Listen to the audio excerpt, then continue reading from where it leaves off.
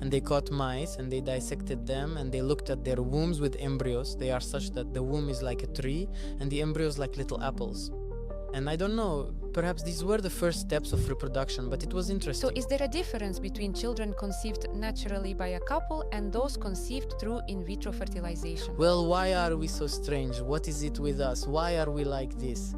Guarantees, unfortunately, are not about our business. Artificial intelligence will choose which embryo is the best. Infertility is always a diagnosis for the couple. If the couple is changed, infertility might not be present. We know such cases. How was infertility treated earlier? The couple doesn't conceive. Where to? The woman goes alone to Evpatoria for mud therapy. She comes back and pregnancy happens immediately. Hello everyone, our viewers. Today we are in the capital. Today there will be a unique podcast. This is the first podcast I'm recording in the capital, so today we have an extraordinary person. Our guest is Vitali Radko, a reproductive doctor, obstetrician-gynecologist who works in the city of Kyiv, head of the department at the Mother and Child Center. I am extremely happy that we have the opportunity to meet today. I have been looking forward to this meeting because your experience is priceless. Please introduce yourself so we can start our conversation. Thank you, Viktoriia. Very nice. Thank you very much for the invitation. It is a great honor for me to open this session of your Kyiv podcasts. Well, my name is Vitali Radko. I am a reproductive doctor working in reproductive medicine probably since schools, because actually I have always been very interested in biology, and only now I understand that subconsciously I was probably ready to become a reproductive specialist somewhere around 7th grade. Although it sounds strange now. Why? Because I have always been interested in the human body, human biology, and I participated in biology Olympiads. I was very interested in biology in depth, therefore I accordingly went into medicine. But there was some sort of biological excursion after, I believe, 8th or 9th grade.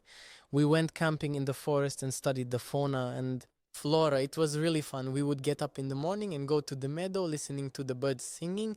I could distinguish 40 species of birds by their song, knew all their names in Latin, yes. And then I read Darwin. He wrote, any self-respecting gentleman should become an ornithologist. When I heard that singing in the morning when wild nature awakens, I understood his words. But back then we set traps, snares, and caught mice, dissected them, and looked at their wombs with embryos. Their womb is like a tree and the embryos like little apples. And I don't know, maybe these were the first steps in reproduction, but it was interesting. We were actually doing scientific work back then. This was still in school, It was right? either after the 8th grade or after the 9th. It was still very young.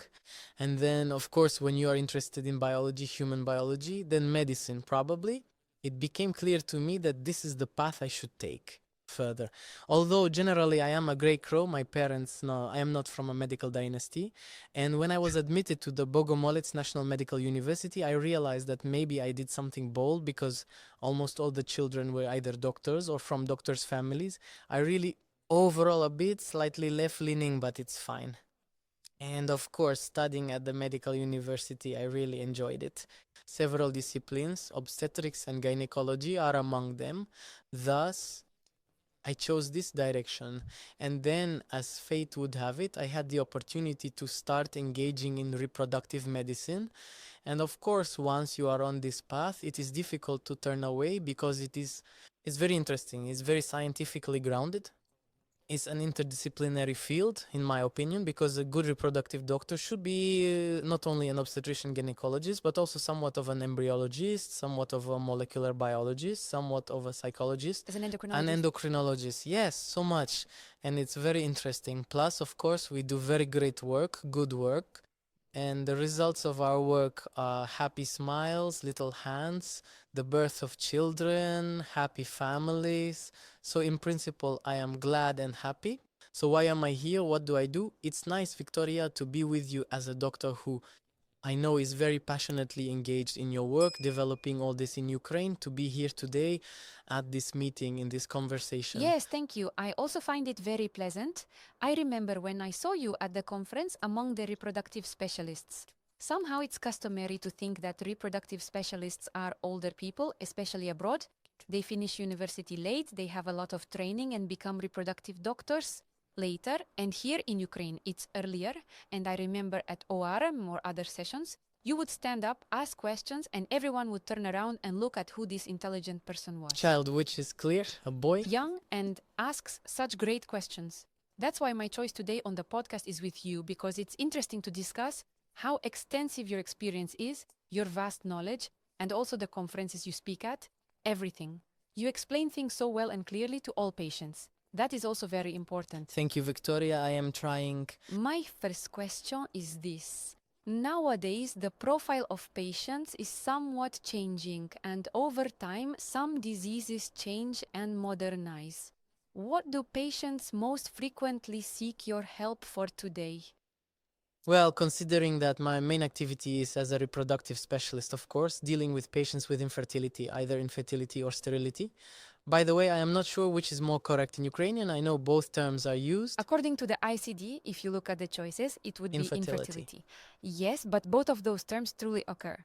If we talk more specifically about the factors of infertility or the reasons, then probably if we divide them, so to speak, into male and female, it's probably 50-50, right? If we talk about the male factor, by the way, I have just yesterday there was such a conversation with a couple. There is a male factor and they say, you know, Vitali Ilich, we are just in shock. The husband, well, we've already checked everything, right? Genetics, hormones, infections, doesn't smoke, doesn't drink, right? The spermogram is bad. We don't understand why. Well, what makes us so strange? What is wrong with us? Why are we like this? I say, do you realize that you are not a unique case? You are every second one. Because in my experience, according to statistics, almost every second man with a decreased spermogram is diagnosed with idiopathic male infertility, right? And we do not understand why a man has a persistently poor spermogram.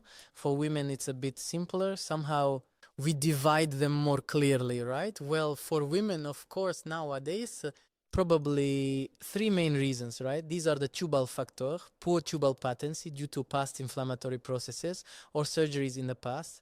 Then endometriosis, which is more common in young women nowadays, and endocrine hormonal disorders, endocrine infertility. These are the three main groups of women, the main problems due to which women are infertile and seek help. Understood.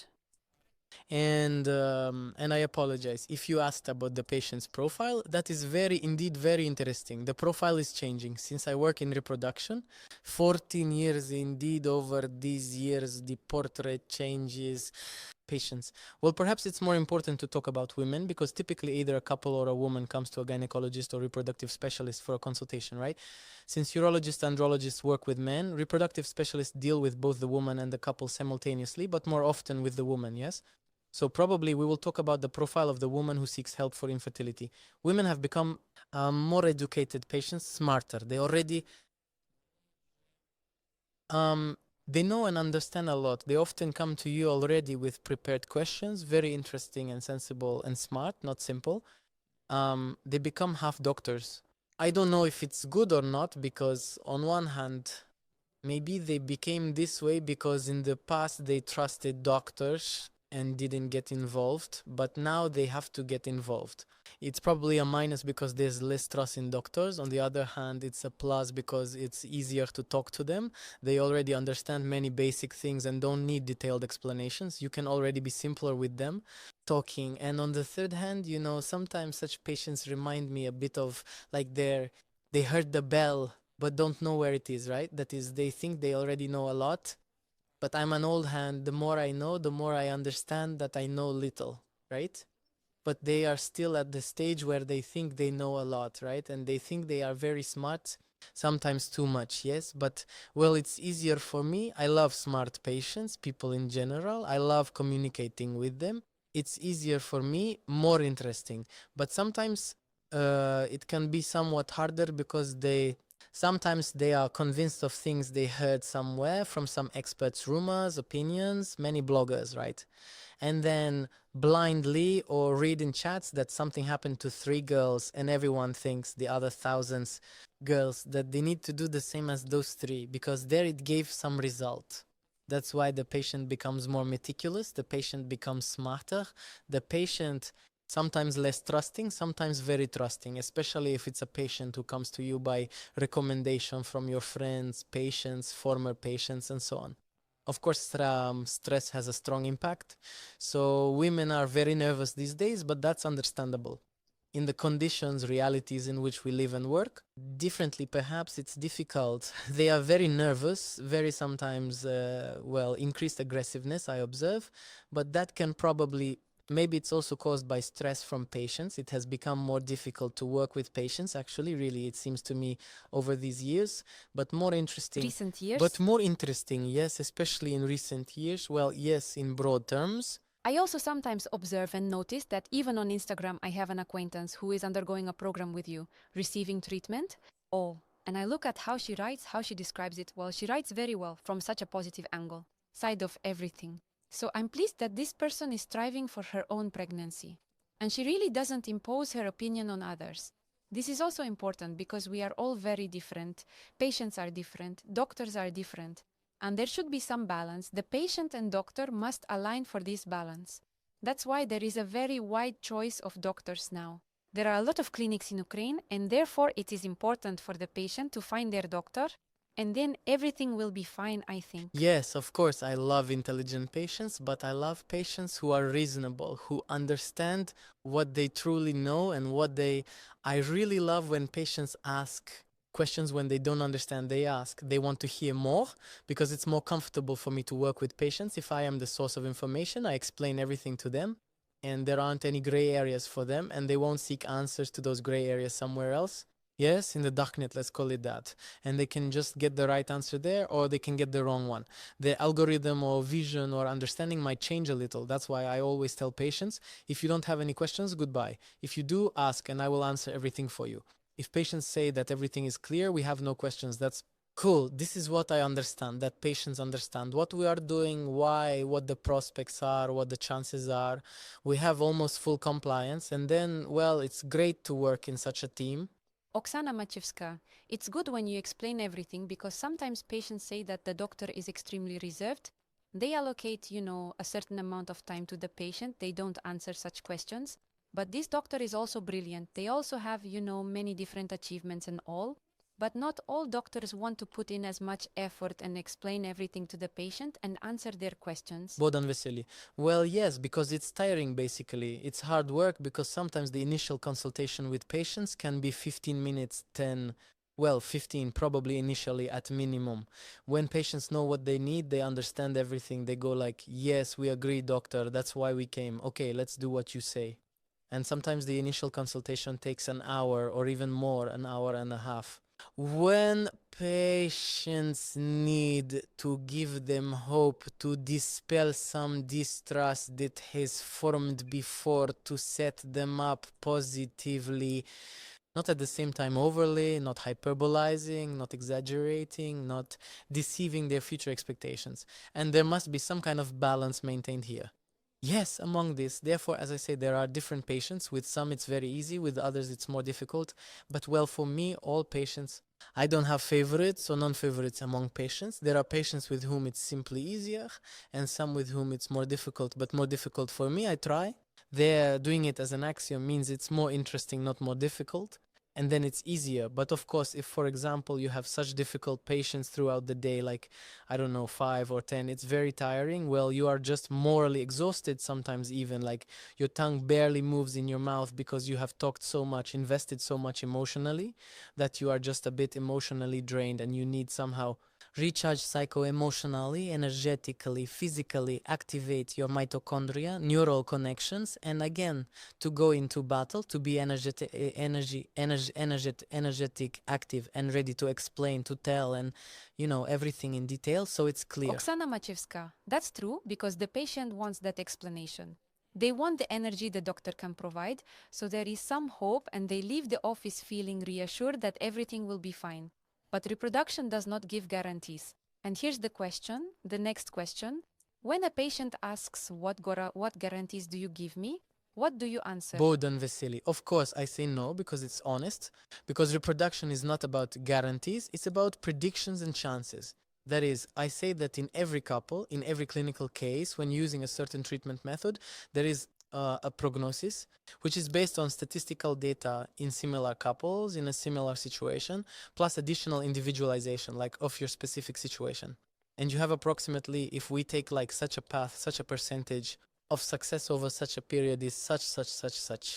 That's it. And in principle, that's really great because you've honestly laid out all the options available to the patients. What can we do with them? How much time does it take? How much does it cost financially? And what is the probability? Success, right? And guarantees, well, of course, you can talk about guarantees when it's 100% something, right? For me, a guarantee is a 100% commitment, but there is no such thing. Not because I'm bad or the technologies are bad or the medicine is bad, because I don't want to give them this or I'm afraid, but simply because the body is a living subject, which is very changeable, very individual. And we probably know the definition that medicine is not a science. Art, it is to some extent partly and partially still relevant, right? It's an inexact science. Oksana Machevska, Bogdan Vesely, an inexact science that has a lot of individualities. So, of course, guarantees are unfortunately not about our line of work. That's it. But all this needs to be explained to people because some sometimes come and say, then are surprised, for example, we paid money, right? But where is our result? Bogdan Vesely here, and it's unclear for them. For them, sometimes, for example, infertility treatment is like buying a child. Well, almost like buying a carton of milk at the supermarket. I came, put down money, where is my carton of milk, right? Oksana Machevska, yes. Well, it's understandable because the money was paid, right? Those funds. And the funds were spent, but there is no result. Bogdan Vesely. So I explained to them that unfortunately, when you pay money, you are paying not for the result, but for the process aimed at the best possible outcome. But it may not happen. So that's how it is. It's up to the patients to decide whether to follow this path or not. Unfortunately, there are no guarantees. Oksana Machevska, because we cannot just buy a child, come and buy our embryos and force this embryo to become a child. Recently there were couples, they ask, well, why specifically was there no pregnancy with this embryo? Because we cannot force this particular embryo to say, you must become a child, a healthy child, be born, that everything is well, and then for the development of this child to also be normal, without pathologies. So unfortunately, there are no guarantees. But this is hard to understand. Bogdan Vesely, yes, for many people, yes, especially if the patients work somewhere in the field of finance or physical sciences. It's sometimes unclear to them that we paid money and there's nothing. Something was done, zero result, the money is gone, right? Well, where's my money? So it's very difficult, yes. Now it's a bit easier. And by the way, the profile of the patient with MSZ has started to change, but that's Oksana Machevska, that's another question. Oksana Machevska, yes. Bogdan Vesely, yes, but overall, yes, it is very difficult to explain to patients that they have to pay, well, let's say a significant amount of money for a process, for actions that will not 100% lead to pregnancy. Well, but I tell the patients, they ask why like this. And sometimes I give them a direct answer. They say, what is needed for a 100% guarantee? And I tell them, well, maybe the Third World War. Guy. They say, what's the connection at all? I say, do you understand that to open this Pandora's box, for example, like implantation, what Robert Edwards said is that this is the only and greatest hurdle to 100% effectiveness. In vitro fertilization, experiments are needed on people. Experiments on people were last conducted during the Second World War in concentration camps. It was harsh, it was bad, but it was a big plus for medicine, as horrible as that sounds. So I say, well, such a path is possible because there is no other way. Nobody wants this path, right? And so far there are black holes, yes, a black Pandora's box, which we do not know what is there. That is, for example, even if we take the moment of implantation, the attachment of the embryo, the process, what is it there, physical, biochemical, spiritual, or something like that? How many components? Are there implantation schemes? To date, CAN studies show more than 200 proteins, glycoproteins, secondary messengers involved in this cascade of chemical reactions. Who exactly knows how it happens? It's very conditional. Igor Skubish. It's like an experiment, a hypothesis, a model, yes? So I say this is unknown. We cannot enter a living woman's womb and experiment on her. We are not Nazis. We humane people do not want this. Oля Tsiburska, we can't even do this legally. Igor Skubic, of course, deontologically, ethically, not even that. Well, overall, even if you wanted to, it's illegal. It can't be done. Maybe even if a woman wanted it, but with mutual consent, if she's a, well, masochist and they're a scientist crazy and still you found each other, it's still prohibited. You both would be imprisoned, right? So accordingly, for now, medicine is at that stage. Yes, of course, in The future, I look at it very optimistically because there is 3D modeling, there are biotechnologies, yes, there is genetic engineering. And these are all very interesting directions in stem cells, 3D modeling, organ and tissue simulation. I think in the next 30 years, Olha, Tsibuska, it develops very quickly. I expect a strong breakthrough in this direction and major and possibly some large-scale changes and in predictions and guarantees.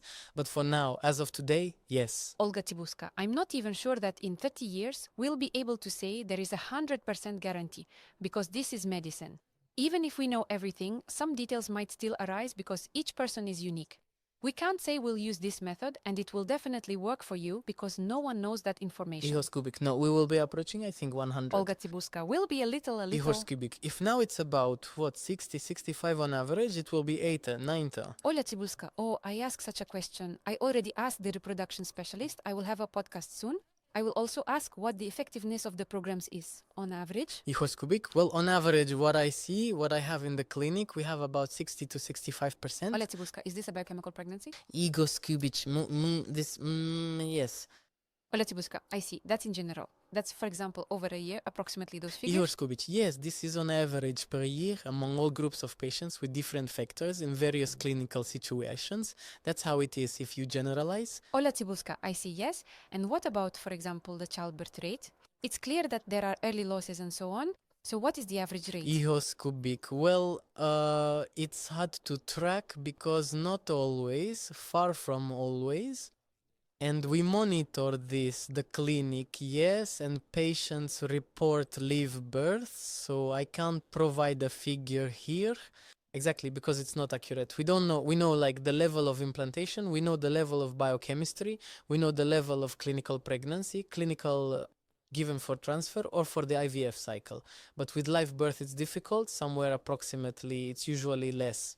About somewhere around, 40 maybe percent. Olga Tsibuska, that's roughly like the global data. Ihos Kubik. But these are inaccurate data because 100% tracking, monitoring, or a medical record system doesn't fully exist in our clinic or in Ukraine. So these are approximate figures. Olga Tsibuska, but we are moving towards this as well. For example, I see from our perspective that we have already started implementing this system to know all the details about the patient and then about how the pregnancy concluded, how the childbirth went, what.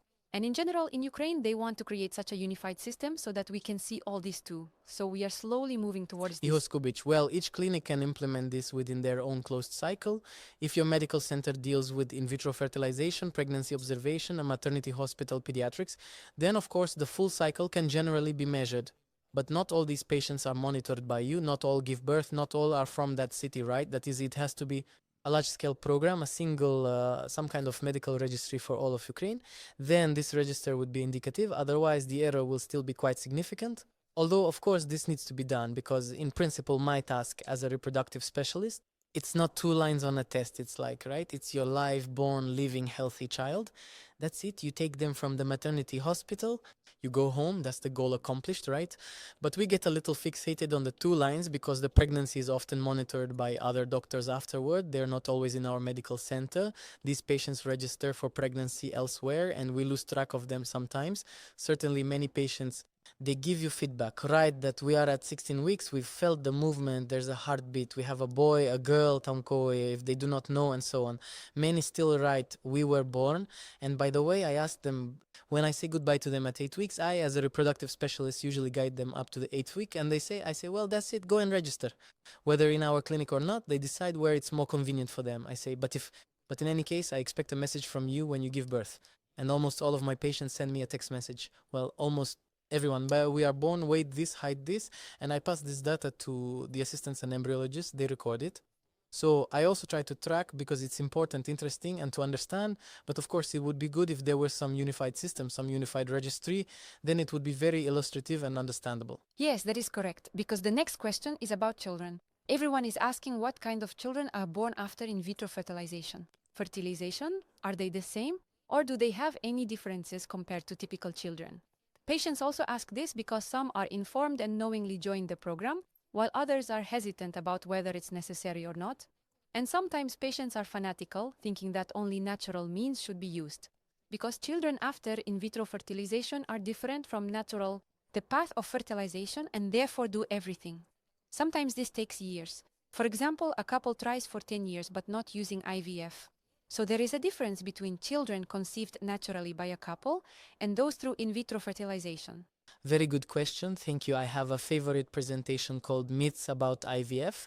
And one of the points there is the health of children after in vitro fertilization, because this is a very relevant issue and it's often on the minds of patients. And indeed, well, to summarize briefly, basically, there is almost no difference. That is, in fact, children who are born after in vitro fertilization, they are just like those conceived naturally.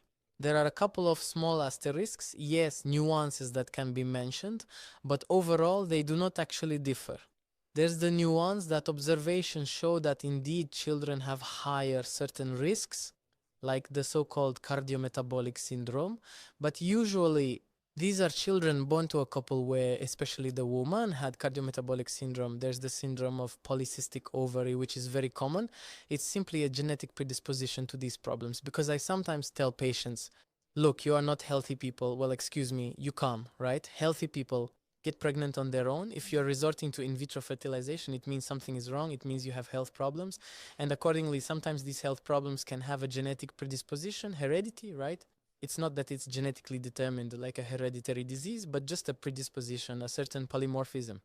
And accordingly, it's clear that if you have a predisposition, your child will have this predisposition. So the health of children, even if statistically it is a little worse after in vitro fertilization, I explain to patients, it is not related to in vitro fertilization. It is related to the health of the couple who comes to us. And plus, but in my experience, I see, because I really love these visits of sensitivity, when patients come to me with their kids, it's so fun, so cool to see them. You know, like I saw it, I punctured that follicle, then I saw that blastocyst, and now here it is running around, and this blastocyst is smiling. Time flies very quickly. Very quickly, right before your eyes, and you realize that these children are the same, but taking into account that they are all wanted, because these are patients who want children. Yes. They receive so much attention, warmth, care, and love from their parents, that it seems to me that they are somehow, and even somehow, more talented, smarter, more well-groomed than other children, not from IVF, but it's probably just because parents are much more eager and perhaps invest more in them, right? But these children are definitely not worse. They're no different. I remember the fear that existed when Louise Brown, the first test tube baby, was born. Yes, everyone, the whole world was watching, let's call it that. Whether she would be able to conceive naturally on her own or not. Will she be infertile? And in my life, I was lucky to meet and communicate with her. I volunteered at the exhibition and I have a photo with her. I have to. In For Barcelona. me, she's such a legend. This first child after IVF, Lisa Brown, and that's it. She has how many? 3 children, I think. So Independently. when she gave birth to the first child on her own, the whole world sighed in relief. This means that in vitro fertilization is not a factor that transmits this infertility, yes, to children. The children are fertile, normal, healthy, absolutely ordinary. Yes. That is, in fact, mentally and physically, there are studies, I forgot the authors, they are pioneers and they have many publications. They constantly monitor the health of children. So they showed that there are no differences in mental or psychological development, also no differences in physical abilities. Indeed, what was noticed a little was the increase in excess weight, the so-called cardiometabolic syndrome, but very often this is associated with not entirely good health of the parents who entered this program. The pregnancy period also, it affects this too. Well, plus there are studies, for example, that show that babies are born larger with more weight after cryocycles. This is indeed statistically true. And considering that the number and percentage of cryocycles is, well, overwhelming, you could say, in probably many medical centers, and not only in Ukraine, the cryocycle rate is very high. Well, ours is probably about 90% The same transfer this cryocycle. Accordingly, yes, bigger babies are born. This is such a tendency, but that's all. Higher weight, but it doesn't worsen anything. Well, there's also regarding the children's health. No, everyone is healthy, and basically that's all. There's nothing There's more. also the question, if genetic testing of an embryo is done and this small part, the blastomere biopsy, is detached, will it affect the future child's health? Why do they say that? Because they say, you're detaching a small part, and if something could grow from this part, for example, then how will it affect the child's health if you did this biopsy? Well, lately we don't usually perform blastomere biopsies, very rarely, right? So today, unlike about 10 years ago when we actively did biopsies on like the third day of embryo development, when the embryo consists of 8 cells, of 8 blastomeres, they performed the blastomere biopsy, fixed it, did the biopsy, and extracted DNA. It was indeed a more traumatic procedure, but actually the embryos continued to develop quite well. Prenatal screening was done using the genetic FISH method, yes, on a certain number of chromosomes, and that was allowed by the technology at that time. It was in the past, and honestly, to say that after the biopsy there were any poor embryos, non-viable, or with a reduced implantation rate, no, we did not notice that. Yes. And today, generally, it is usually done using the GTA or PGS method, trophectoderm biopsy. So this is already on the 5th day. And I, the patient, have even such a chart I show. Here on the 5th day is a blastocyst. And look at this circle. Yes, inside the see such clustering, this is the inner cell mass, which became the child's body. Here are all the fingers, little fingers, kidneys, noses, everything here. And here is the trophectoderm rim. It just attaches. This is not the child's body.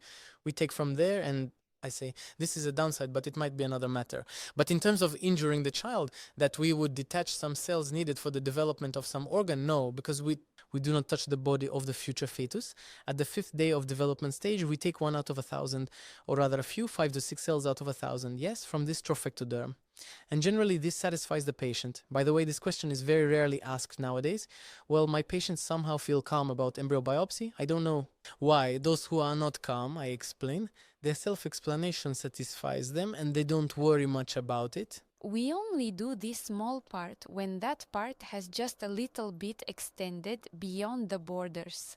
Then the trauma is minimal. Well, of course, yes, we don't tear it. We perform laser hatching, a laser incision. It protrudes like that, and we carefully take those cells. So it's as much as possible. Well, let's say, I think, honestly, the skill of the embryologist is important here. Embryologist Technically knows how to do it, has experience, right? because here it is important how to cover this. Embryologists need to have good equipment, a good laser for hatching, right? They need good experience. Their hands need to be steady. They must be trained in this. Because, well, maybe if we consider all the clinics in Ukraine, well, not all clinics can perform trophoblast biopsy traumatically well, without details, right? That's why the quality of the embryological laboratory is still important.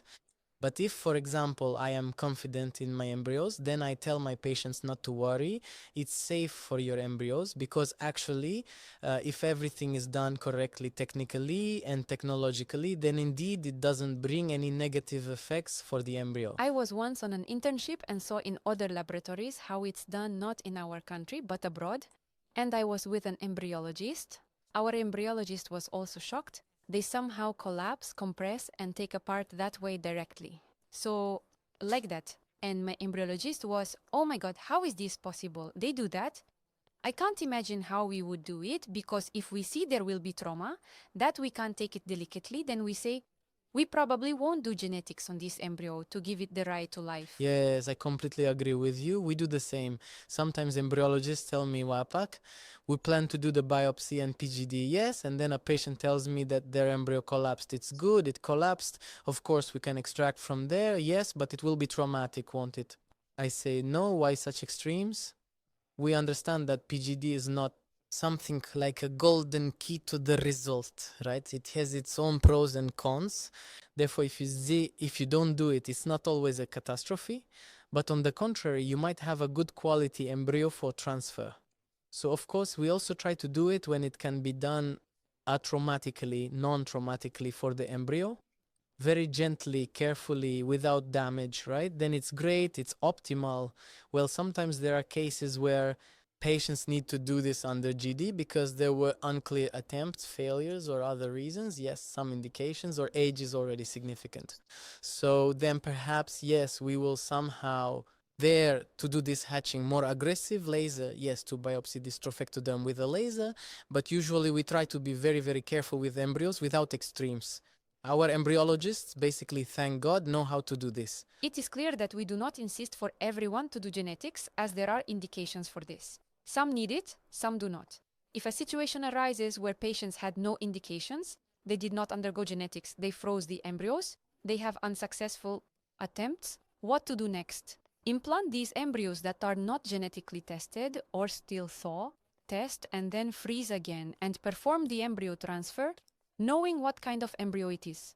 Do you carry out such methods, or do you recommend doing this at all? Or do you simply implant the embryos and not engage in this? We discuss this option with patients. In principle, I usually lean towards, for example, if that's really the situation, well, let's say we are not afraid to thaw embryos, perform a biopsy, and refreeze them. Moreover, both our own experience, and there was the latest a large published study at the latest ESHRE concerning embryo refreezing, where they researched how many times embryos are frozen, defrosted, and how it affects the pregnancy rate. This there on a large volume of data, something more than 5,000 cycles. So I remembered well that I now consider it true that the repeated just a second thaw freeze does not affect on the embryo and pregnancy rate. That is, if an embryo was frozen once without genetic diagnosis and there is a need and indication to thaw, perform a biopsy and refreeze, then that embryo, which has already undergone 2 freezes, will have the same implantation potential and potential for pregnancy development as the embryo that was frozen once. Starting from the 33rd freezing, authors have shown that there is a decrease of about 25% in implantation potential. But the second freezing does not have a negative effect, and we are not afraid of it. We see the same in practice. We thaw. Indeed, if the embryo was frozen without diagnosis, we need to do it. We thaw it, send it for diagnosis, refreeze it, and wait for the result. And if there is a genetically healthy embryo, then we thaw it and transfer it into the uterus. So we are not afraid of this. Of course, if this can be avoided, yes, it's better to avoid it. We have a DNA amplification service at the clinic. When we do a trophectoderm biopsy, we extract DNA, but we don't immediately send it for genetic testing by next generation sequencing. Instead, we store the sample separately. This is a big plus because if we suddenly need to find out the chromosome set of this embryo, we don't have to thaw it. Accordingly, for the embryo, it's an unnecessary mild stress for patients to pay money for thawing, and we can simply complete the DNA sample, the genetic analysis of this embryo. And for patients, if they have many embryos, we offer this option, which is something in between a full genetic diagnosis and doing nothing, just freezing. It's interesting. But sometimes patients say that genetics also doesn't give a 100% result. Yes, it increases efficiency, but sometimes we do embryo transfers of genetically tested embryos and the result is still negative. So some choose not to do genetics because they believe there's no result here. How do you feel about this? Do you tend to advocate more for genetics or not? Well, it's a bit of an ambiguous situation. Overall, yes, globally, more so. So what does, from my point of view, PGT of embryos give us, or more precisely PGT, right? Or PGS, pre-implantation screening. That is, we screen out chromosomal anomalies in the trophectoderm, right? There you go. Such gross violations. Yes, major defects. So of course we cannot tell patients that we are transferring a genetically healthy embryo. That's incorrect. We can't say we have checked the genetics. That's also incorrect. We only check for major chromosomal defects. There are also balance defects. There are monogenic mutations. There are mitochondrial and so on.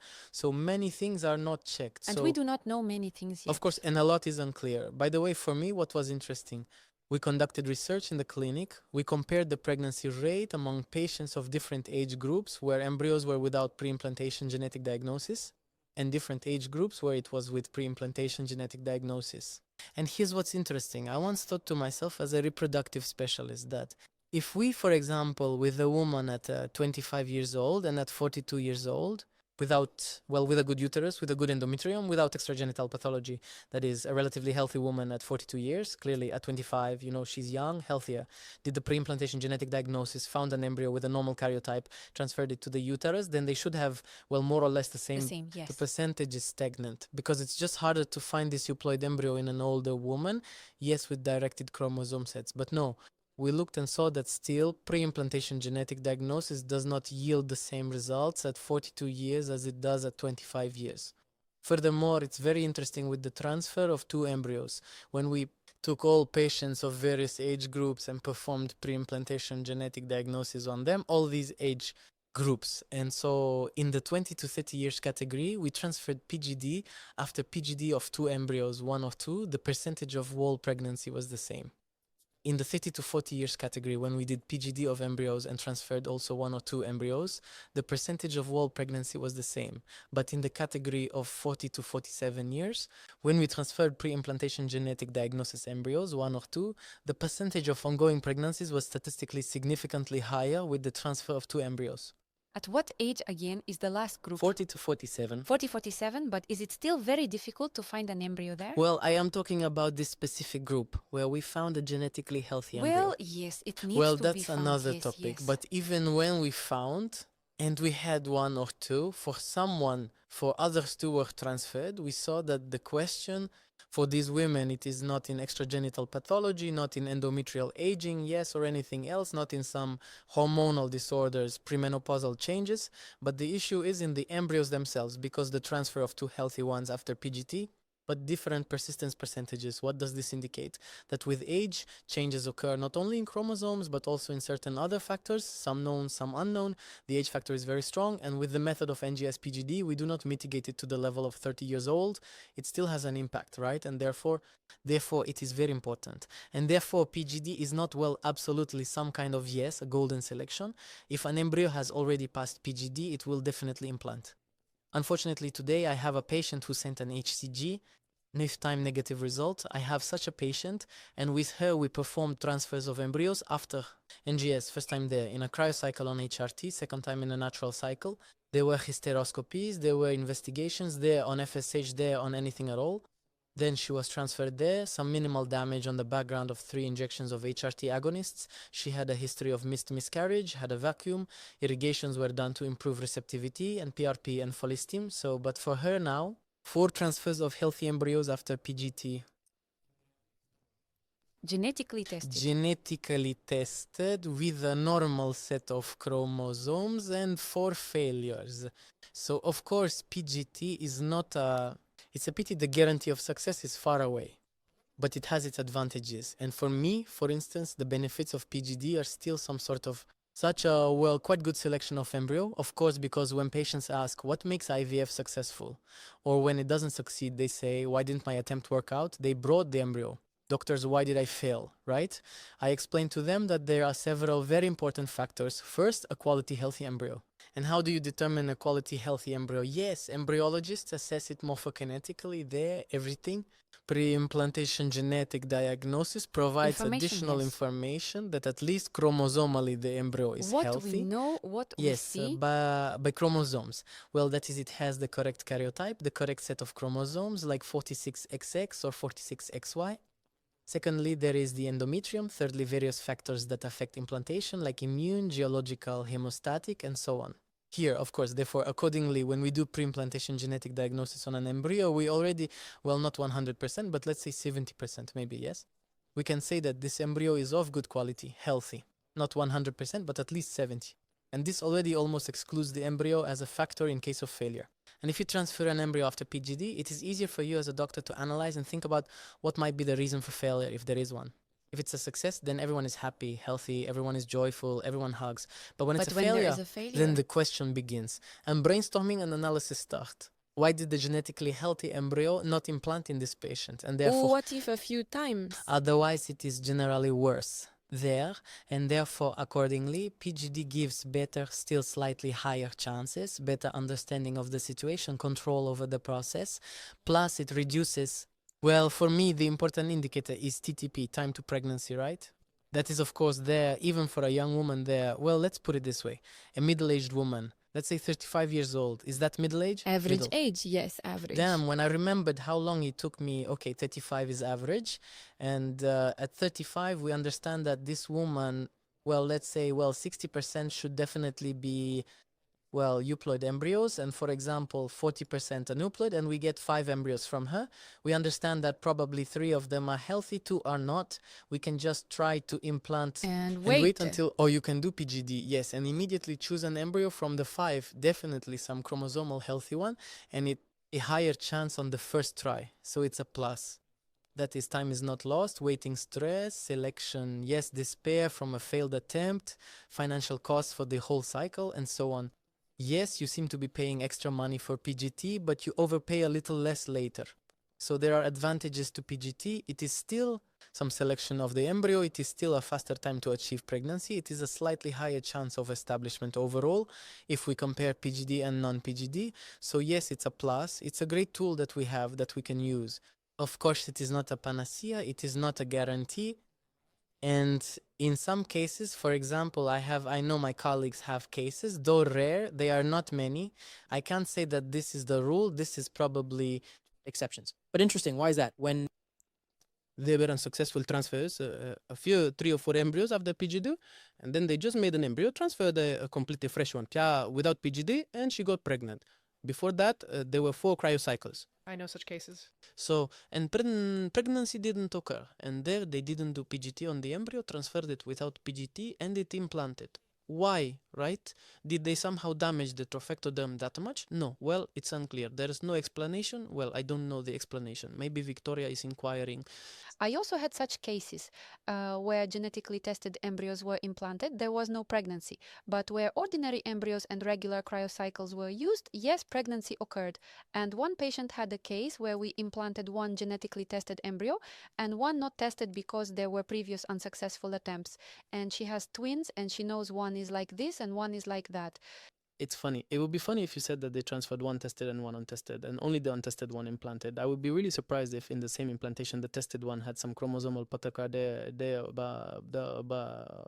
how do we find out? By sex.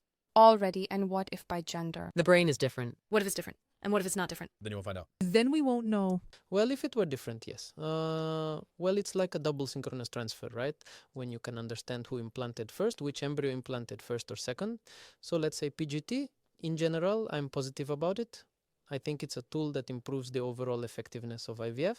Is he developing a lot? He is developing, yes, if we get to non-invasive pre-implantation genetic diagnosis through metabolism, then I think it would be really cool.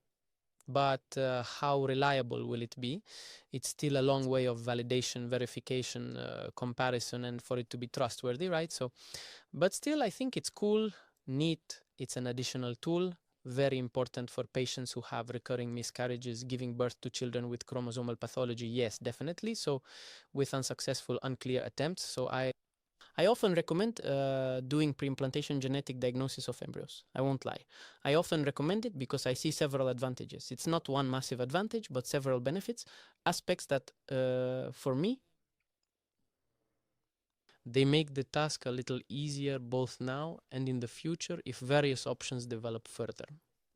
And in principle, it's a bit calmer, a bit more reliable, a bit easier, a bit safer for patients in terms of carrying and the health of the child, the absence of chroma, because actually the reliability is quite good. So, well, if we transfer an embryo after PGD, well, almost only isolated rare cases occur where it doesn't match. Yes, where a child may be born with a chromosomal pathology. On the contrary, there is an exaggeration stating that with PGD method, we screen out 20 different data, 25% of healthy embryos that could have resulted in a healthy child.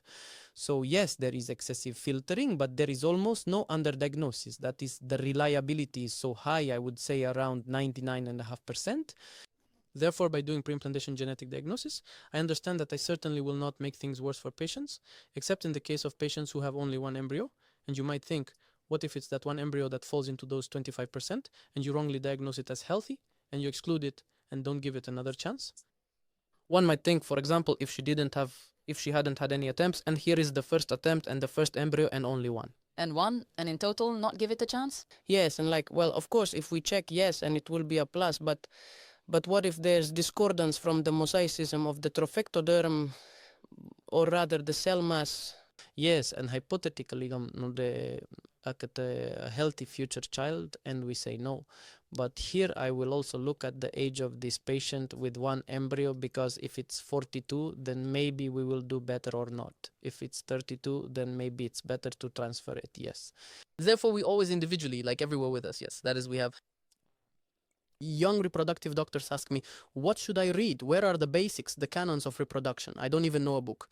With real basics canons, right? Because I, as a reproductive doctor, have read so many different things everywhere, the experience of colleagues in the clinic, various guidelines, New data that constantly... New data, yes, and it's so dynamic that there's no, like, you want to become a reproductologist, you took one book, you read it, Done. I'm a reproductologist. Haha, right? Well, it's continuous learning, and moreover, there are fundamental things in endocrinology, yes? There are in the embryological laboratory there, but overall, like reproduction from A to Z, right? Well, I've never come across such a perfect version.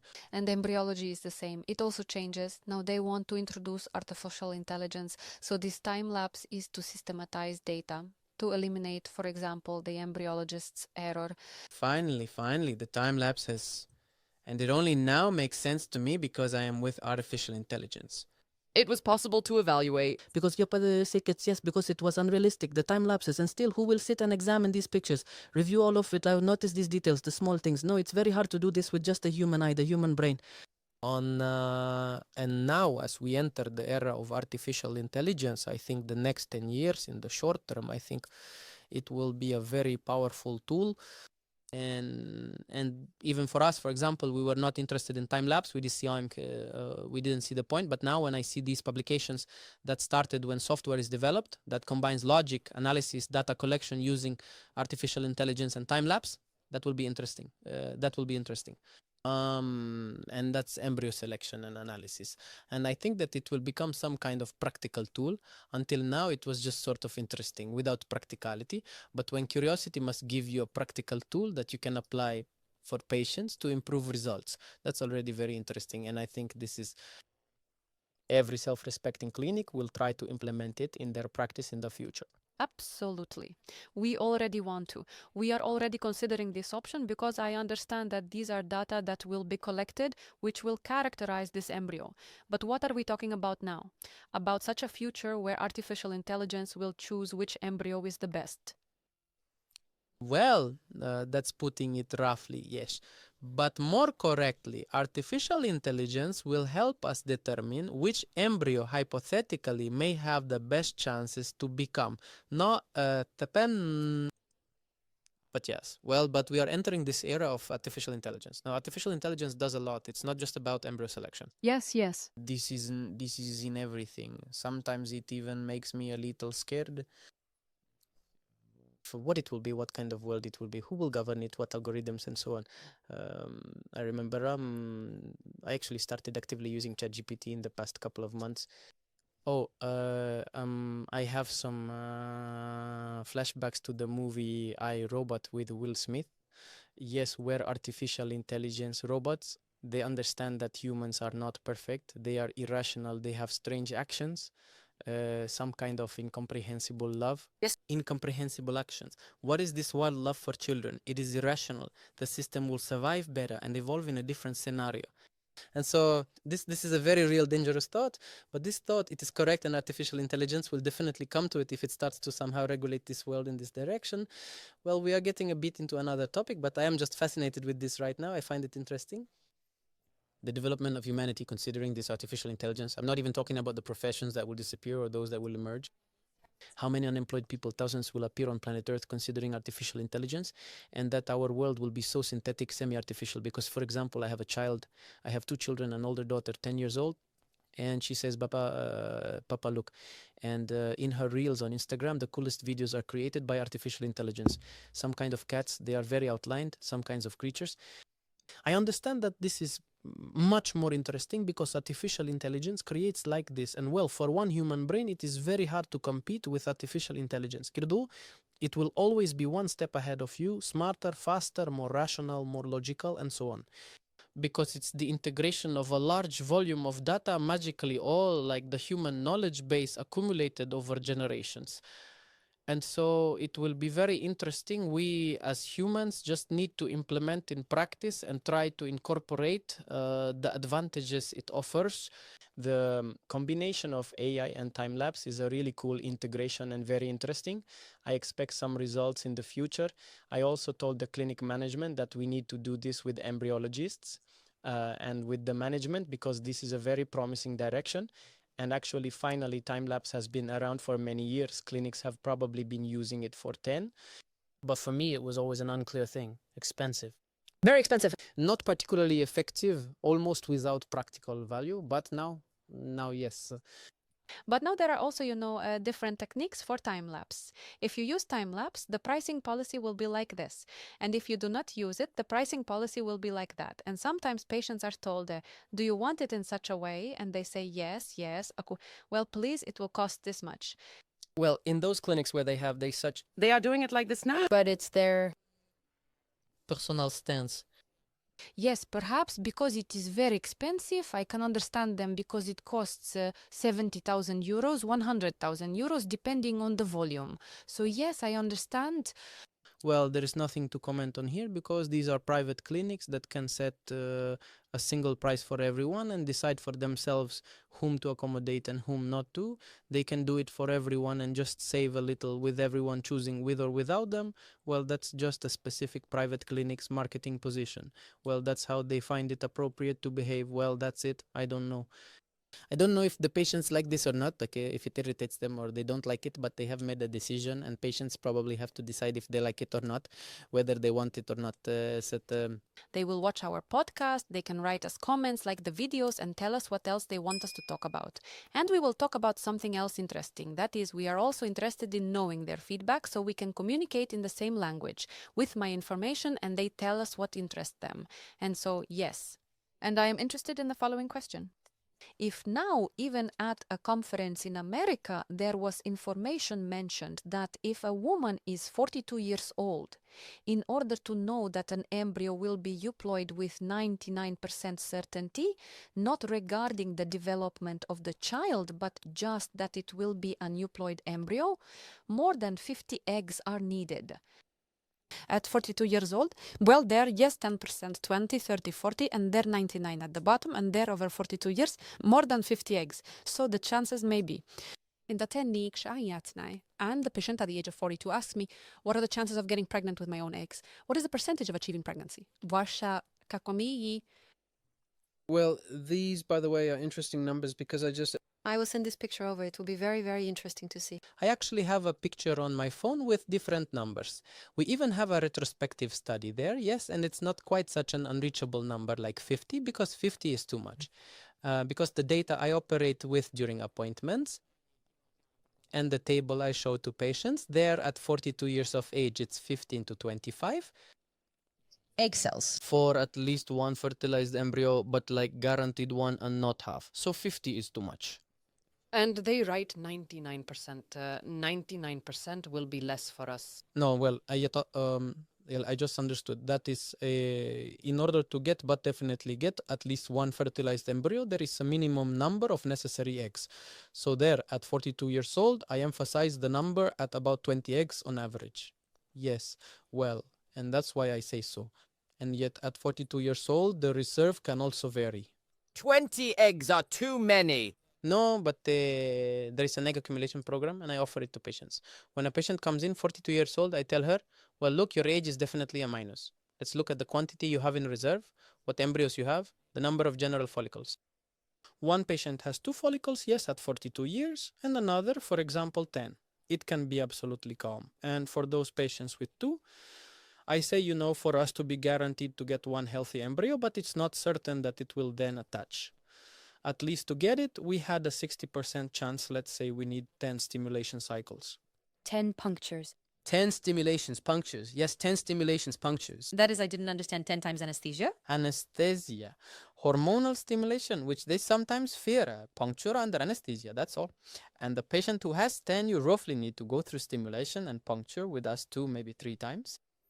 And if the patient who might agree twice to this tactic of oocyte banking, accumulation of oocytes, while a patient who needs to do it 20 or 10 times probably won't agree much. And that's it. Accordingly, I say, well, here is such a way. Look, for example, there. It will take several cycles in terms of time. 1 cycle of stimulation, punctures, freezing costs this much, and the chance is this much. No? Do you want? Do you not want? There is an alternative to donor eggs. It's faster, more reliable, cheaper cumulatively. But there are different patients. Some who perceive this adequately and are ready for it. And they say, yes, okay, we discussed with my husband doctors. You are offering a rational option. We are ready for donor eggs. Let's do this because it will give us a more reliable result with less expense and quicker. And some patients fundamentally want to come with their own, yes, and accordingly some say, well, we don't have that kind of money, we won't do it at all. Some say, okay, let's start. We start these stimulation accumulation cycles. Okay, I know there are doctors who, if a patient comes at 42 years old, they say, you need donor cells only. She says, no, we won't, don't go away, get out of the office. I'm not that kind of person. I can't say that to a patient. We do have a chance. I just have to... It is possible. Honestly speak about this chance. Just honestly say what it will require. But if the patient agrees to everything for the sake of this small value, to these different costs of time, financial money, even psychological, and he chooses this path for himself, it is his right. Why don't we give it to him? Even grant this right. Chance to provide this. Why do I not have the right?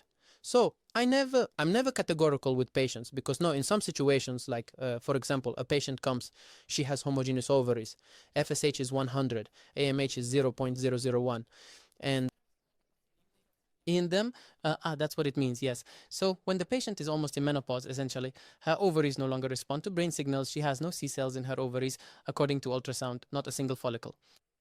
And she says, oh, I am ready to pay any money, but do in vitro fertilization with my egg cells. I tell her, you simply don't have them. Here is the categorical part. So I say, sometimes there is a chance. I explain what chance, what prospects there are. I say, but for you, unfortunately, no matter how much I would like to, you have already completely exhausted your entire supply of egg cells. They have just run out. You are practically in menopause, like halfway or already in menopause, right? But considering that you haven't had menstruation for the last 3 cycles, we can offer you hormone replacement therapy, restore uterine function, use donor eggs, and if the uterus appears normal on the ultrasound, you will be able to carry and give birth to a child. But this is only with donor eggs, so there are often decisive situations. That is, when there are different options, I believe that all options should always be presented to the patient and they can choose for themselves. Perhaps this patient wanted that option, but you didn't tell them. As a doctor, you thought, I would choose this, but you are not that person. That person has their own life situation, financial circumstances, desires and fears. I believe that honestly, if there are options, tell the options and let the person choose. If there are no options, say honestly, sorry, you have no options, only that way. It's true to give this person a chance. And sometimes people try once and then realize, no, they don't want to try anymore. They tried, they understand what stimulation is, that's it. Better to take like donor material. Such a situation also exists. Of course, all they adopt. I have patients who have adopted children. They did it, and it's not always a long process. Well, I had a couple who had one unsuccessful attempt. She said, no, we don't want to. We'll go adopt a child. This is our path. This is our choice. To not take donor eggs, right? Yes, that's all. I say, okay. There's a couple who went to adopt, came back and said, and now we want to try again. I also have such couples. And now there's a couple who adopted 2 children, 2 brothers. These are 2 boys, and they adopted 2 children. And will still try on their own afterward for a pregnancy to occur. So I say, these are patients and they have their own desires, their own life stance. A doctor, I believe, should not judge and make verdicts, insult the patient, say that you are wrong, you have made the wrong decision. Well, it's their decision, right? That is. Similarly, for example, sometimes I know that there are patients who come, they are in a second marriage. Both she and he are in a second marriage.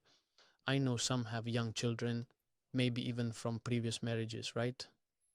Well, even my medical staff might listen to this judgmentally. But I think, well, nobody knows what our situation is, why it happened to them, why both he and she are in a second marriage, what's going on there. Everyone has their own life situation, and if you were in that person's shoes, you can't judge. It would be such an objectively subjective judgment. Therefore, do not judge a person until you are in their shoes, in their place. Oh yes. Well, it's just that 70% of my life is in the clinic, for example. I mean, seeing patients now, well, 60, let's say there. Even to strange patients, I'm quite loyal. Because I understand that every patient has their own perspective and their own life situation. You don't know completely what... Zaken, if a person comes to you with such a request, you as a doctor must help them. Fulfill the request. Offer an option. That's all. Meaning, there's no need to. Who cares about my opinion on their situation? Who cares about my opinion on kids from the orphanage? No, it's not their opinion. It's what they want. Why should they?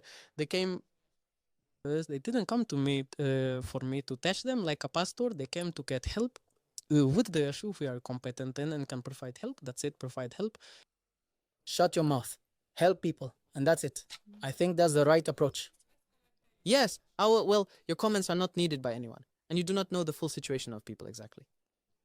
That's true. And now I also remembered one patient wrote to me that currently, considering there is the National Health Service and everything else, there is a very high incidence of a diagnosis like infertility male factor associated with the male factor. And it is clear that the woman is fine, she is healthy, only the man has issues and infertility related to the male factor. And she says, how could they impose such a diagnosis on the woman? This is so unfair. Why are you giving such a diagnosis? Well, because the diagnosis is given not to the woman but to the couple. And she believes that the woman then goes to the doctor and everything is written in the woman's card. And this was a recent question. Well, I also explained that this is... Infertility is generally a couple's diagnosis. What is infertility? It's when a couple does not achieve pregnancy despite regular life together for a year without contraception, right? Accordingly, infertility is always a diagnosis of the couple. We conventionally divide it into male and female, right? This is like for understanding, for knowing what to do, treatment tactics and so on, the selection of treatment, but in fact it is a diagnosis of the couple. And if you change partners, infertility might not exist. And we know such cases how infertility was treated before. The couple is not getting pregnant. Where? To Patori mod bats, the woman goes alone, arrives, gets pregnant right away. Let's call it that. Or other methods. Oh, they just separate, meet other men, women, and get pregnant. Before that, in the couple, they don't get pregnant. So there is... And such cases too. Therefore, this is always a couple's diagnosis on... Simply, well, there is indeed infertility in a couple, more related to semen analysis problems. Well, how to call it? Well, and they say infertility, well, related to the male factor, yes, there, the pain there, male infertility. She wrote exactly that. You insult a woman by attaching this diagnosis to her. Well, it's very, and here we don't offend a woman when a single woman can go to a clinic for in vitro fertilization and achieve pregnancy, but a single man, no one. Are we offending here, right? Yes. Well, I wouldn't say that here. It's just that a woman physiologically is responsible for carrying the born child. That's why she is given such an opportunity. And the diagnosis is placed on her, let's call it that, yes, this label. They don't say you're infertile, no. In your marriage, there is infertility related to the male factor, and that's a normal formulation. I think that in reproductive medicine, men might actually feel more offended. But it's normal because they can't carry and give birth to a child by themselves, right? I mean, but women, I think, have nothing to be offended by. Please tell me, do you often stimulate men if there are problems with the spermogram? For example, do they consult your urologist or andrologist, or do you personally handle it and, for example, provide them with stimulation? Well, I usually don't interfere. Not into my lane, as they say, right? And I understand the main points and aspects, of course, there. How spermatogenesis occurs, hormonal regulation, but, well, why? I have two good urologists and andrologists. There are specialists in the clinic, yes, who deal with this. Therefore, if there is a male factor and the man needs some preparation for the treatment program, correction, hormonal stimulation, of course, I will refer this man from the couple to a urologist, andrologist, and this urologist, andrologist is always in contact with me, in connection. And he already makes these appointments there, conducts this hormonal stimulation. Of course, there are cases of hypogonadism, both hypogonadotropic and not. And there are cases when hormonal stimulation is truly indicated and performed for patients, different hormonal medications. But usually these are follicle-stimulating greblons or chorionic gonadotropin, which are analogs of LH activity. And accordingly, these hormonal stimulations are performed on patients. They indeed have clinical results, these patients. And this is, well, a normal part of the work. But I generally try to delegate this area of work to a urologist, andrologist, because they are more knowledgeable about men's health. Yes, more deeply. And for example, I don't have the time, for instance, to track new studies or to be deeply involved in the topic of male infertility. I am knowledgeable about infertility in general and more on the female side, but certain andrological aspects like attending urological andrological conferences or reading guidelines, I don't do regularly. It's just physically difficult. That's why I understand that the urologist and andrologist knows more than I do about men's health, men's infertility, and so I refer such a patient. But we have very good compliance. In my clinic, the urologist and andrologist does not engage in improvisation. We always work together, and more often, after analyzing the clinical situation, he asks, "Doctor, what are you planning to do?" So that I understand what I should do, because we still manage the couple together, not separately managing the woman and the man. And the treatment strategy for them separately still needs to be structural elements of the overall strategy for guiding this couple towards pregnancy, yes? So I have no problems with that. I am fortunate to have a urologist, andrologist whom I trust, refer to, and they handle it. I have a question. Recently, I wondered, do men cry in your office? No, well, rarely. They restrain themselves. Women cry sometimes. They are more emotional. Women more, but men also? Men, well, very rarely. Yes, but recently I had one who was overjoyed because he heard the heartbeat measured. I didn't expect it in the office. But this is like, well, just once in a year probably. Well, it's because some men's tears are probably more scarce. It's okay to some men hold it back more. So it's not ashamed to show emotions. Well, it's probably not socially accepted here, is it? It's already, like they said, upbringing. Yes, it's how we were raised. It's upbringing. It's stereotypes. It's some imposed stereotypes of society. Yes, I, for example, believe that. Why can't this man well show his emotions? Is that really a weakness? I think it's strength to not be afraid to show your emotions. But in our society, maybe still from Soviet times or something, men have to be manly, restrained. Well, introverts, you sit there, internalize everything. Yes, not to release or show your emotions. So it's rare. Well, with me, yes, women very often, well, not often, but much more than men. They very, thank God, not often. And they cry more often when they're happy, sometimes when negative, well, and different, and tears, and with negativity, and with women's positivity, but also not often. And men, well, extremely rare. And for you, well, I understand that often it's just a recent case. Not often, it was just a recent case too. Why were they crying? Why did this happen? Because they told him that only donor sperm was needed. There were no sperm cells at all. And our urologist looked and said that a testicular biopsy can be done. And most likely, considering the tests and everything else, he had mumps in childhood, commonly called mumps, and that most likely sperm will be there, that everything is normal, and it's like tears, and that it's necessary and to do this, and that it will possibly be good.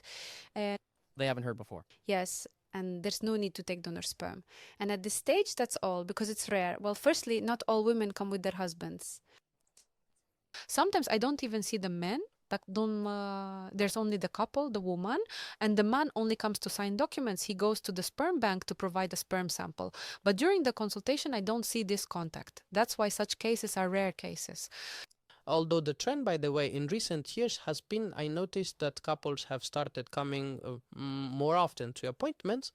The only thing is that now, because of the war, unfortunately, it's very often just a woman who comes to the appointment because the man might be military or involved in some situations, and the man might manage to get away from somewhere. So the war imposed such a negative...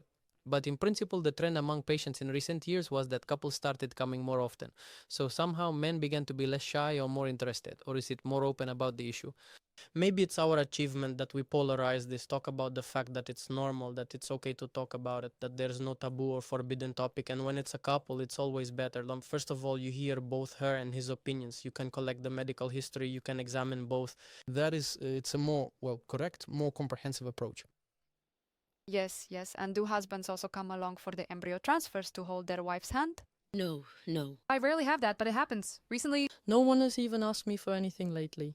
No, in my case, yeah, but whoever asks, it's fine. We do not object as it is quite rare. And the last case, the patient got pregnant, everything is fine. She's about 8 to 9 weeks into the pregnancy.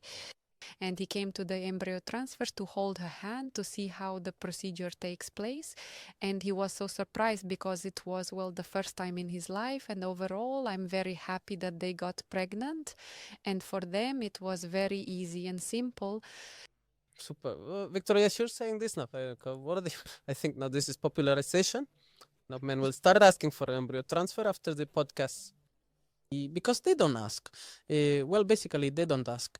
And there we basically do the transfer in the puncture operating room, like a relatively sterile area. And I'm not voting with both hands for them to ask because it's not really possible. Yes, extra people, extra contacts, extra flora. In principle, unnecessary people in the operating room are not needed. Yes, well, of course, if someone wants to, it can be done. But generally, it's not desirable to have a flow, right? Therefore, I hope it won't become popularized. But actually, it's more about providing psychological support, right? But the woman doesn't have pain. In labor, I understand support is needed, but here it's just to look, curiosity, interesting to see how it happens. And few people understand there's some, like 50 shades of gray, yes, some white dot appears. Well, you explain it to the patient, but for them it's still not always clear what's happening there. So in reality, there's nothing much to really watch.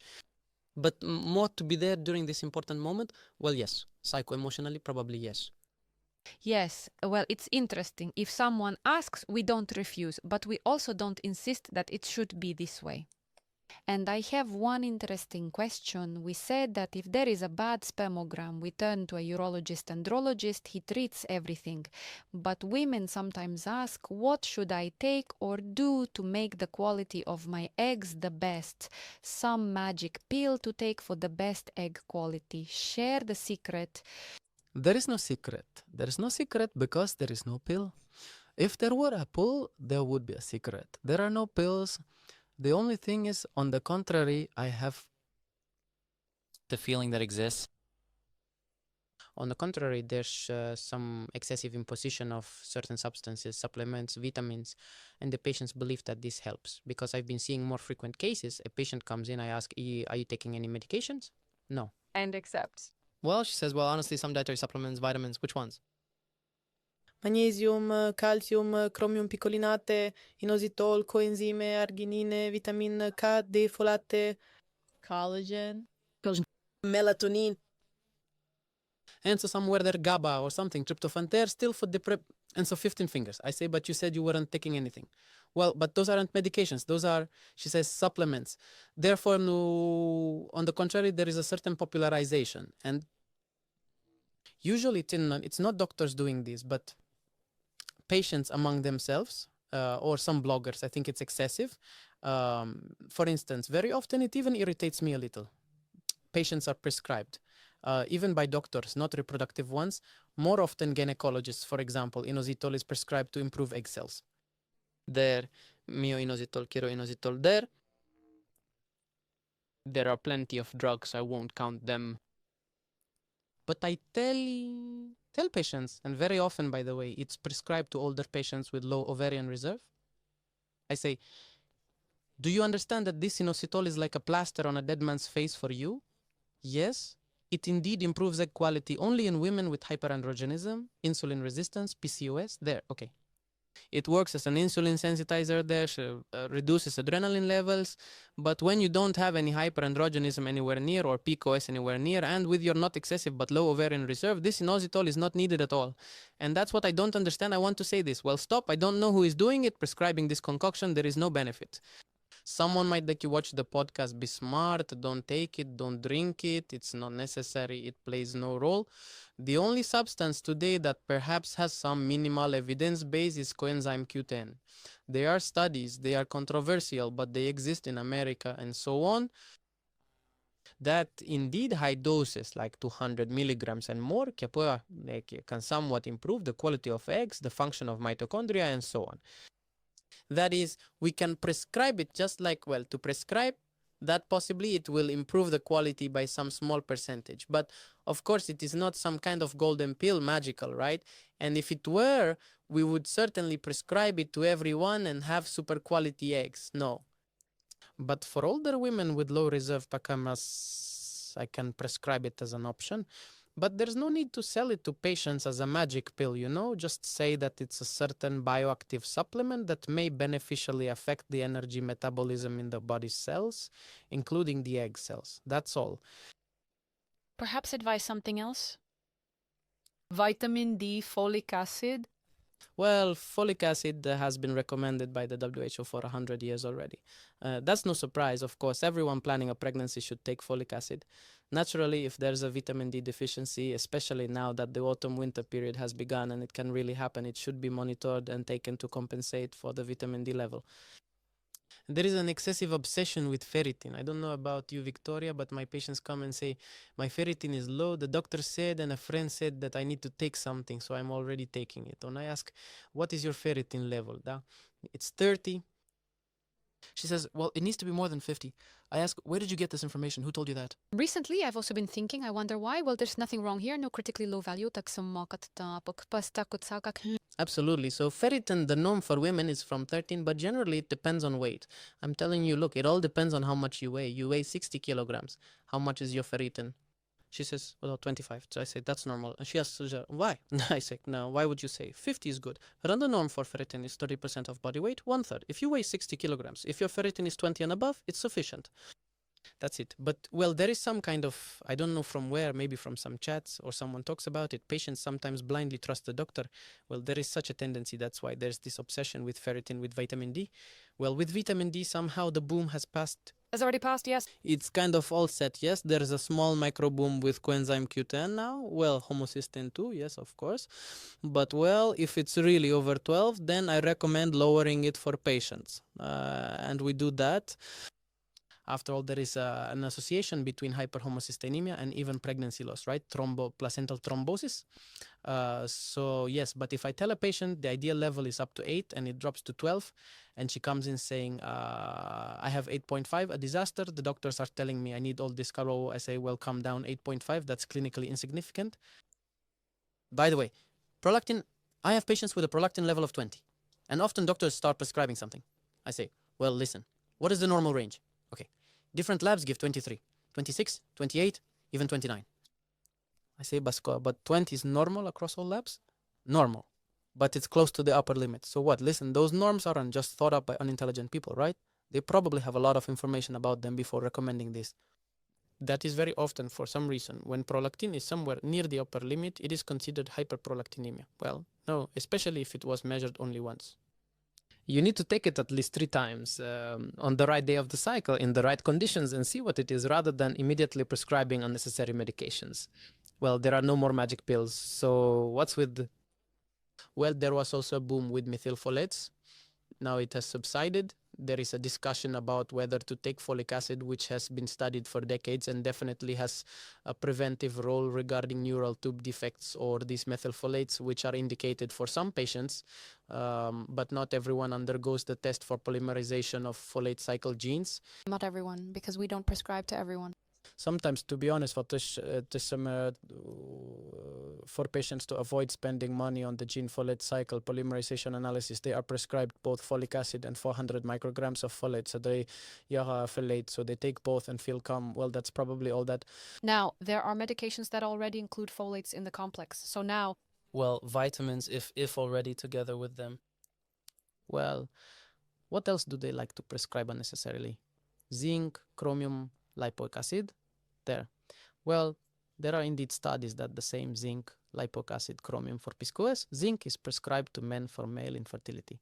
Well, these are dietary supplements, these are nutraceuticals. Yes, that could be a separate conversation. Just never make them out to be magical pills. Mainly focus. There's no need to take them in handfuls of 10 to 15 because polypharmacy isn't necessarily effective. Especially if the patient actually shows it, you say, a handful, are you swallowing 10 of them? Is it all absorbed well? That's the question. Is there any interaction between them or not? Well, very. And some even forget that it should be taken during or after meals because all vitamins, these supplements and minerals should be taken during or right after meals to be properly absorbed. Therefore, the conclusion, yes, the finding is there is no magic pill. If there are certain vitamin and mineral deficiencies, they need to be compensated, period. I see. It seems to me that we had a very good conversation. There are, of course, still many topics in reproductive medicine. If they never reach the zoo. If with it could be the National Health Service, there could be different hematological aspects and so on. A lot. Well, about the National Health Service, we must say a few words, right? I think because we need to mention that. It changes. It changes.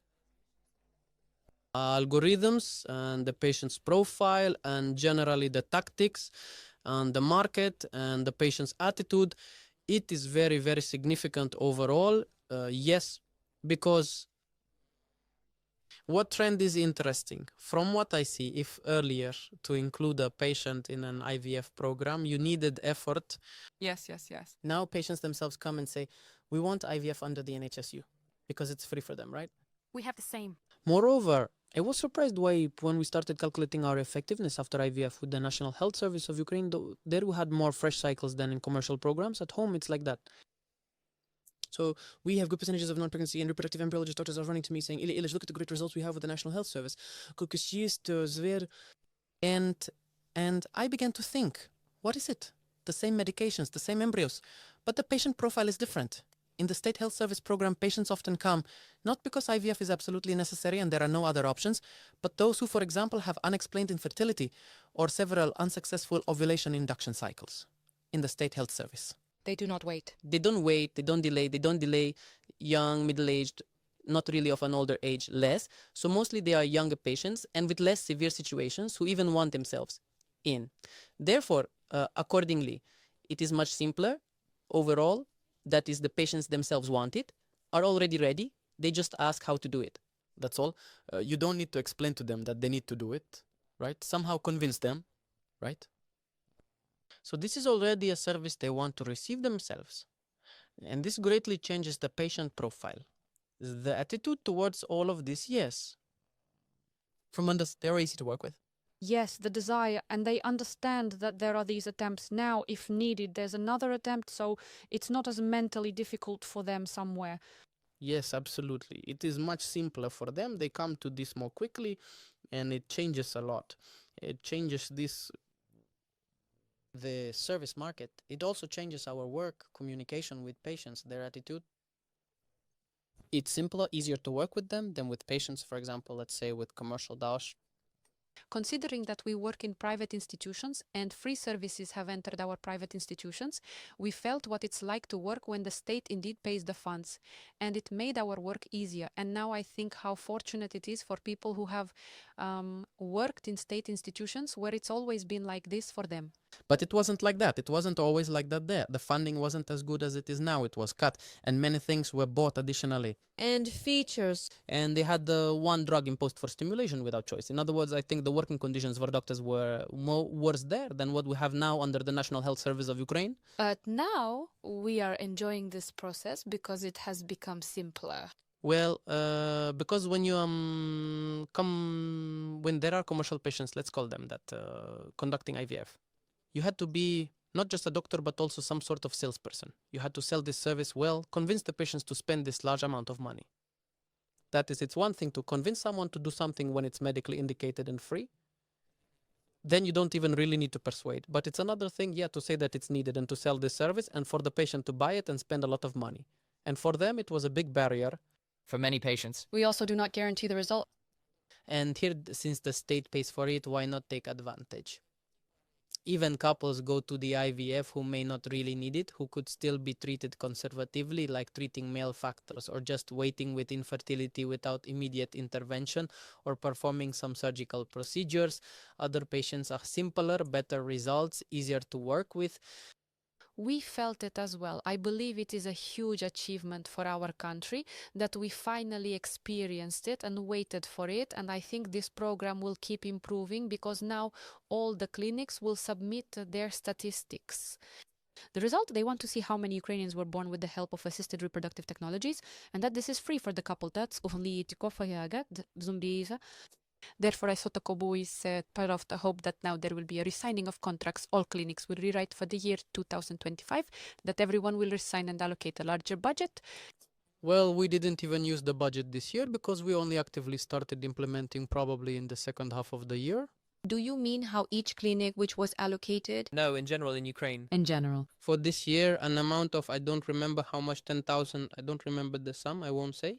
And we calculated that by the end of the year, we had used only even less than half of the budgeted amount. Yes, and not all clinics work under this program either. But it means those clinics that actively started working and were allocated such an amount, almost all have already used this amount. No, well, that's been a long time. Because many... We have already exceeded the limit by 2 times, because I know that by some date in October, approximately 1,000 IVF cycles were conducted under the NESZO. I know that our medical center conducted 200 cycles, 20% of all in Ukraine, and we have already exceeded the limit by 2 times because we quickly surpassed it, yes. Many people are interested? Yes, many are interested. The influx is quite high. A lot of patients find out and already know, and they even come directly with a request, even for a minute, for example, for a consultation right away regarding the centralized health system according to the National Health Service of Ukraine. Yes, it's the same for us. They sign up, wait for it, call, already know what analysis this is. It is a very big deal. It's good that they are informed, that they know this, and that we have the opportunity to provide it. When we were implementing this part, we didn't know how it would go and were doubtful. That's all. But I am very happy that we did it. We felt a huge difference in work before and after. Of course, the question is, how long will this miracle during the war last? IVF is free. If there was no money for it before the war, now there is. I understand these are just some targeted funds provided to us by the European Union or someone else, and they are specifically used for improving women's health routines. And I hope that by the year 2025, this program will be continued and even more patients will be able to benefit from it. Because if you look, just recently you conducted an interview on this topic, then the number of cycles in our clinic began to increase exponentially. We have the same. Especially somewhere when they normalized the funding this August, September, August, October, November, it's just like a wave going, a wave sharply upwards. If the funding continues, then I think in the year 2025, there will be a real boom of these IVF cycles by the National Health Service. Well, very well. It's great that Ukrainian patients can take advantage of this. The main thing is that there should be enough staff in the clinics because we have 2 embryologists. Well, we are the city of Chernivtsi. It's a small town, 2 embryologists. And we are looking for a 3rd embryologist ready to train, send for education, invest in this person. Just looking for this talented person because it's difficult with 2 embryologists if it increases now. Workload has also increased. It's difficult for us too. Our embryology is already on the edge. If embryologists or anyone who wants to become embryologists are watching us, please contact us, write to us. We are really looking forward to you. Yes, because both doctors and embryologists, but this is good because it's such a great endeavor. Of course, no, it's very cool. I'm generally amazed that this exists. I still can't believe it. And I hope that this fairy tale won't end when I wake up tomorrow, that it will continue. Yes, that's why we are very grateful to the state for providing such an opportunity. This is a very good initiative. Patients are also smart, they know, they choose this, and we will inform them, provide information, and discuss different topics. So I want to thank all our listeners. Thank you, Vitali, for agreeing after work, after a hard work day, to record a podcast and share such valuable information. It was very interesting. Thank you, Viktoriia, for the invitation. I also found it very interesting. I think and hope that this is not our last meeting with you. I thank everyone who listened to us, and I wish your listeners that the next podcasts are just as interesting for them, full of content, and that they gain something useful, interesting, and pleasant to listen to. And these newly acquired insights could somehow be implemented somewhere, and it somewhat made it easier for them to make a choice, make a decision, yes, to understand something better. So this format is really cool. I was pleased today to be more of a speaker than a moderator, not in my usual role, but still quite familiar to me. So thank you, Viktoriia, once again for the invitation, and I wish success to your project and success to all of us, to reproductive professionals in Ukraine, our reproductive family, to develop all this, including with the National Health Service of Ukraine. So truly, we thank the government for their support. Yes, thank you.